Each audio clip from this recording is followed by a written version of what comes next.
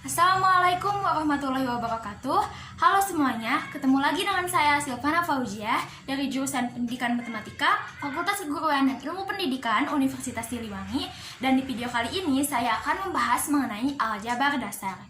Nah, sebelum kita belajar, alangkah baiknya kita mengetahui apa aja yang akan dibahas di bab ini. Oke, kita lihat aja konsepnya. Nah, di sini yang pertama adalah pengertian aljabar. Sebelum kita belajar, tentunya kita harus mengetahui dulu kan apa definisi dari apa yang akan kita pelajari.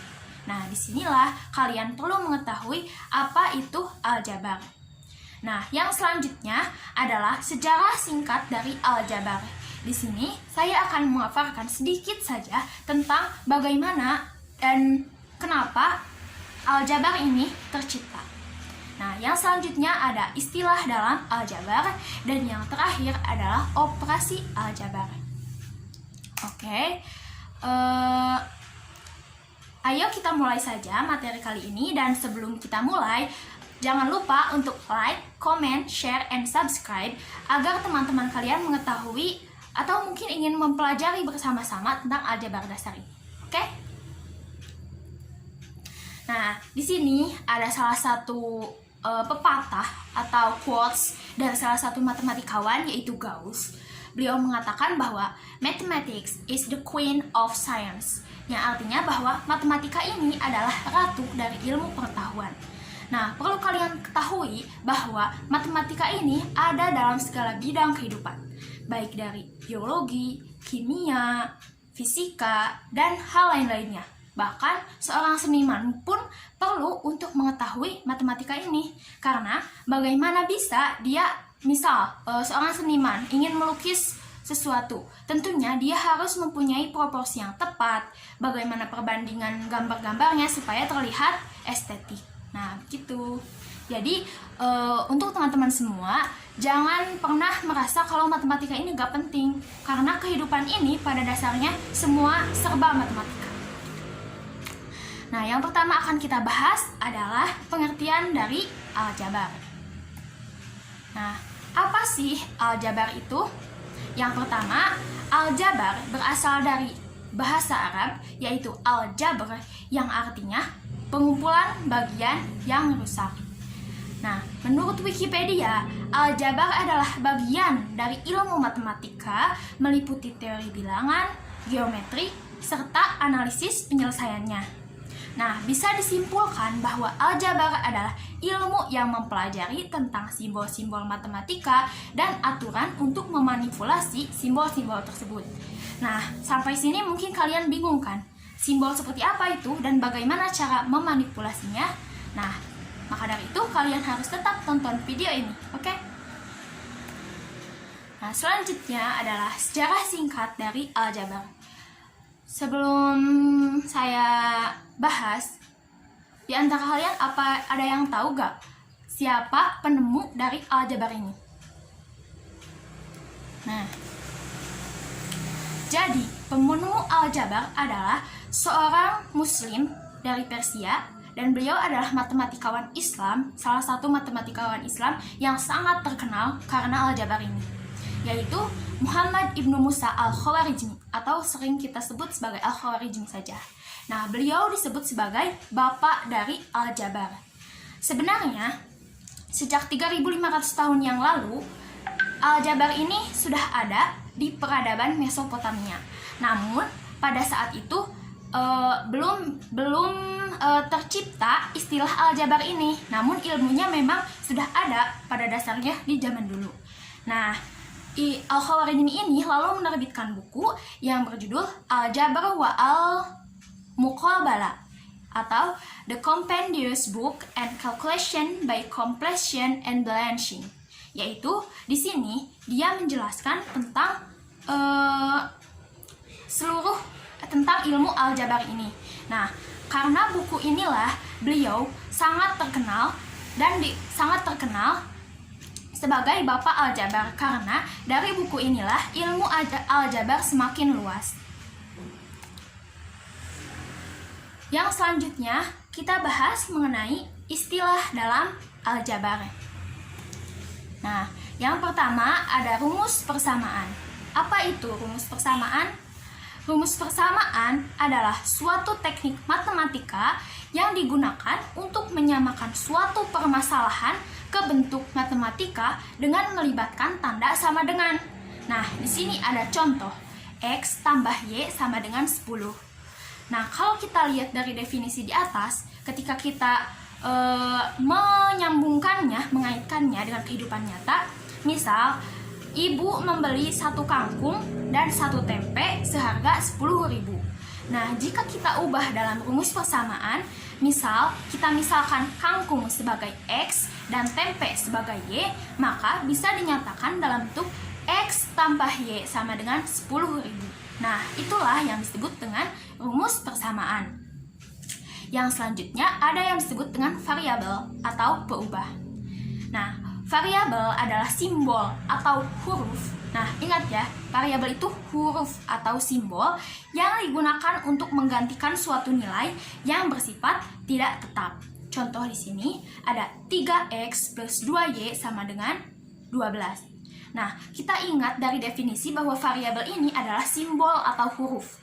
Nah, kita lihat di contoh ini mana yang merupakan huruf, yaitu x dan y. Nah, maka variabel dari persamaan tersebut adalah X dan Y. Oke. Sampai sini apakah ada yang ditanyakan? Jika ada yang ditanyakan, tolong tulis di kolom komentar ya. Insya Allah akan saya jawab. Nah, selanjutnya ada koefisien. Koefisien adalah angka yang bersanding dengan variabel, atau bisa dikatakan koefisien ini adalah angka yang dikalikan dengan variabel. Kita tahu kan variabel itu adalah angka. Tadi sudah kita bahas bersama.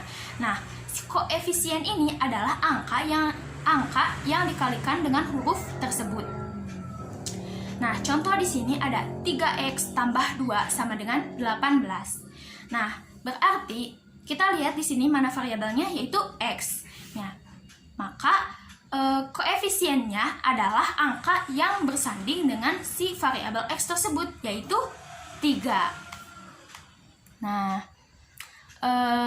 selanjutnya ada konstanta. Apa itu konstanta? Konstanta adalah nilai yang bersifat tetap pada suatu bentuk aljabar. Contoh di sini adalah 2x tambah 7 sama dengan 1. Nah, di sini konstanta itu adalah angka yang selain koefisien. Kalau tadi koefisien bersanding dengan variabel, nah si konstanta ini tidak bersanding dengan huruf, yaitu dia berdiri sendiri, hanya angka doang gitu. Nah, di sini kita lihat mana yang angka doang, yaitu 7 dan 1. Maka konstanta dari persamaan ini adalah 7 dan 1. Selanjutnya ada yang disebut dengan derajat. Derajat adalah nilai pangkat tertinggi yang dimuat variabel pada suatu bentuk aljabar. Contoh di sini ada persamaan x kuadrat ditambah 2x tambah 1 sama dengan 0. Kita lihat berapa pangkat tertingginya, yaitu 2, karena ini persamaan kuadrat. Nah, maka persamaan ini disebut sebagai persamaan berderajat 2. Selanjutnya ada yang disebut dengan suku. Suku adalah total elemen yang dimuat oleh suatu bentuk aljabar. Contohnya di sini ada 2x tambah 3y sama dengan 5. Nah, kita lihat di sini ada 3 suku, yaitu 2x, 3y, dan 5. Kenapa ini disebut suku yang berbeda-beda? Karena yang pertama, si 3x ini mempunyai variabel x. Si 2x ini mempunyai variabel x. Si 3y mempunyai variabel y. Nah, ini merupakan suku yang berbeda. Dan 5 juga merupakan konstanta. Dia merupakan suku yang berbeda dari angka-angka sebelumnya. Nah, di sini suku itu terbagi menjadi 2, yaitu suku sejenis dan suku tidak sejenis.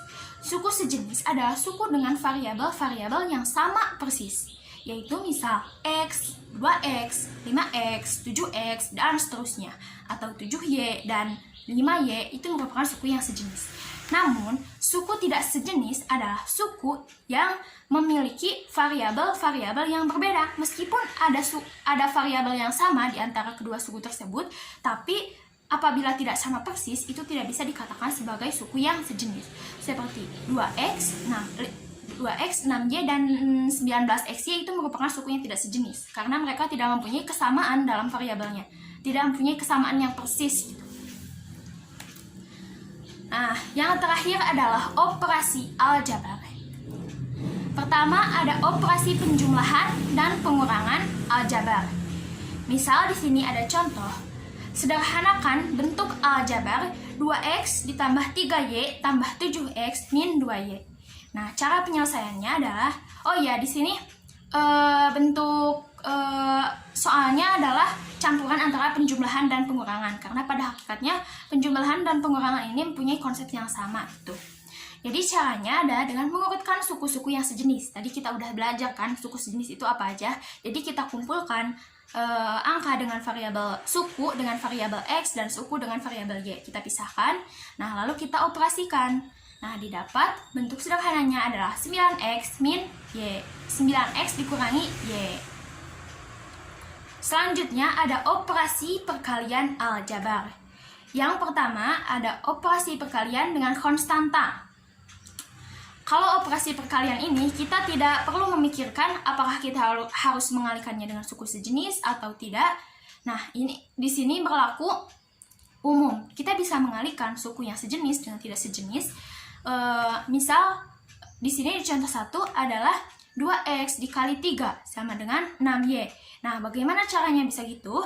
Karena gini, 2 kali 3 kan 6. Nah, si y ini tidak bisa dikalikan dengan variabel selanjutnya karena di sini si 3 ini merupakan konstanta. Jadi kita hanya mengalihkan angka dengan angka, huruf dengan huruf. Begitupun dengan contoh selanjutnya. Yang kedua adalah perkalian dengan variabel. Nah, perkalian dengan variabel ini maksudnya adalah, nah di sini ada contoh y kali y sama dengan y kuadrat. Ini adalah kan variabel. Variabel dikali variabel. Oh iya, nah di sini kita lihat kan y kali y sama dengan y kuadrat. Kenapa bisa gitu? Nah, kalian kan bisa dilihat dari video saya sebelumnya tentang eksponen. Nah, disinilah konsep eksponen dibutuhkan. Bagaimana kita bisa mencari y kali y itu berapa? Nah, ini menggunakan konsep eksponen, yaitu dimana ketika ada operasi dengan absis yang sama, di sini dikatakan absisnya adalah y. Nah, maka ketika dioperasikan dengan perkalian, maka pangkatnya dijumlah, yaitu di sini kan si y ini berpangkat 1, berarti 1 tambah 1 sama dengan 2, jadi y kuadrat. Gitu teman-teman. Selanjutnya ada operasi pembagian aljabar. Di sini sama dengan perkalian, jadi kalau ada angka dibagi dengan angka, kalau ada huruf dibagi dengan huruf juga. Nah, di sini juga berlaku konsep eksponen tadi, yaitu sifat-sifat eksponen tentang pembagian, di mana pangkatnya bisa dikurangi kalau ada pembagian. Nah, misal contoh terakhir nih, 8x kuadrat kali y dibagi 2x. Kita bagi 8 sama 2 jadi 4. Nah, si x kuadrat dibagi x kan berarti x pangkat 2 min 1, berarti tinggal x doang. Dan si y ini gak ada temennya tuh yang di penyebutnya, berarti tinggal tulis y. Jadi 8x kuadrat y per 2x sama dengan 4xy. Nah, jadi kalian itu perlu untuk mengetahui terlebih dahulu tentang konsep dari eksponennya.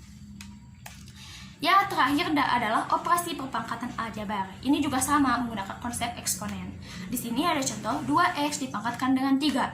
Berarti bisa kita jabarkan jadi 2 pangkat 3 dikali x pangkat 3. 2 pangkat 3 adalah 8 dan x pangkat 3, x dipangkatkan 3 adalah x pangkat 3. Atau bisa kita cari dengan mengalihkan 2x kali 2x kali 2x. Karena pada dasarnya eksponen ini adalah perkalian berulang.